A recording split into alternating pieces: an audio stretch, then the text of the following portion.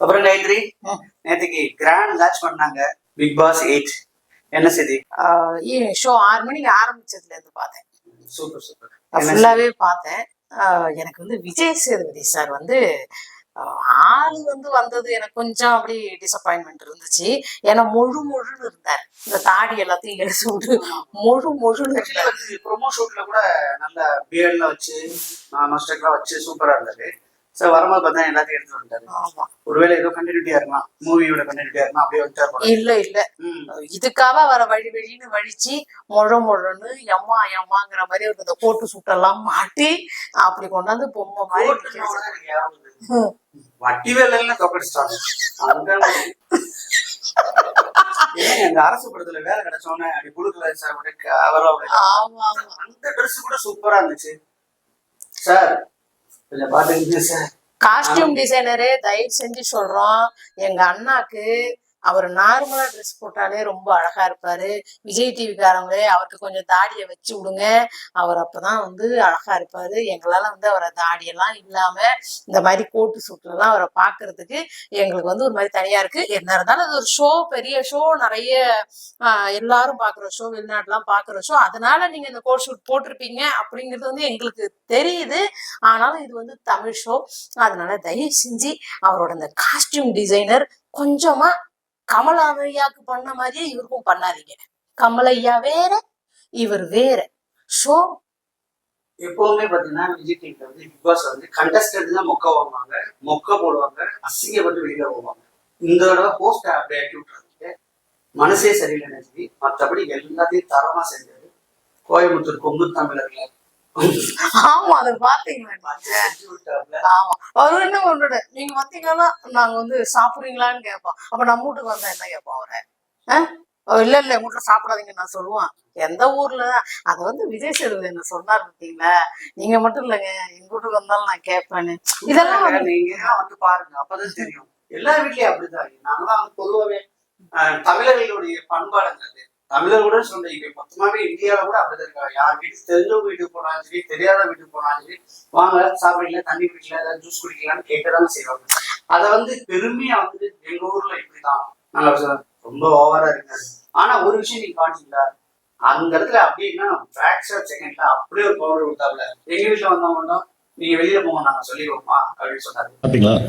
சாப்பிட்டேன் சார். நீங்க சாப்பிட்டீங்களா சார்? ஊர்ல முதல்ல கேட்போம். எங்க ஊர்லயும் கேட்போம் சார். வழக்கம் தான் சார். அது எல்லாத்துக்கும் வரவே இருக்குது. அன்பா கவனிது எல்லா ஊர்லயும் இருக்குதுங்க. கண்டிப்பா எங்க ஊர்ல இருக்குதுங்க. எங்க ஊர்ல வந்தா வெளியே போனா சொல்லுவோம். இதே வந்து உலகநாயகன் இருந்தா அதை வச்சு ஒரு அரசியல் பண்ணிப்பாரு.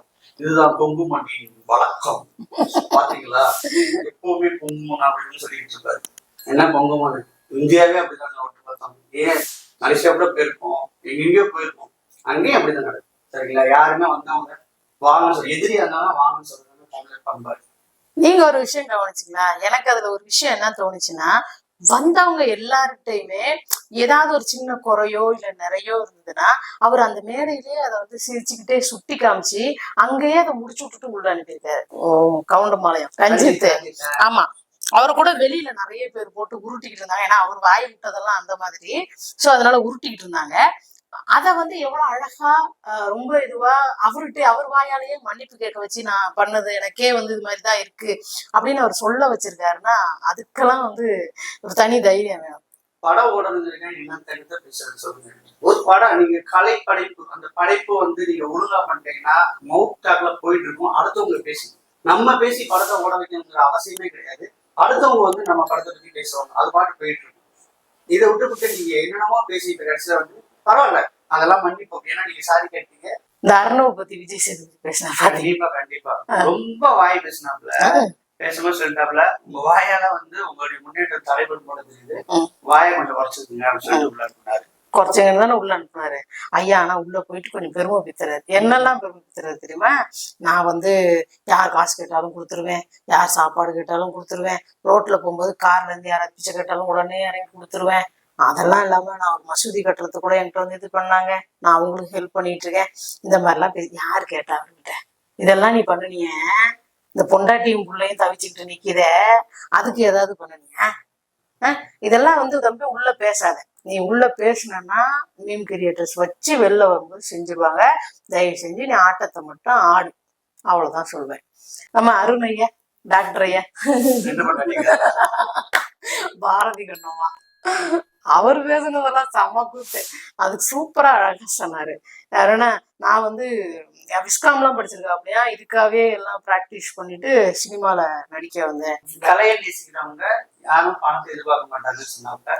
உடனே தலைவர் சொன்னாங்க, கலையை நேசிக்கிறவங்க காசு எதிர்பார்க்கணும். உடனே ஐயா சொன்னார் பார்த்தீங்களா, நான் வந்து இல்லப்பா காசு சம்பாதிக்கதான் உள்ள வந்தேன்.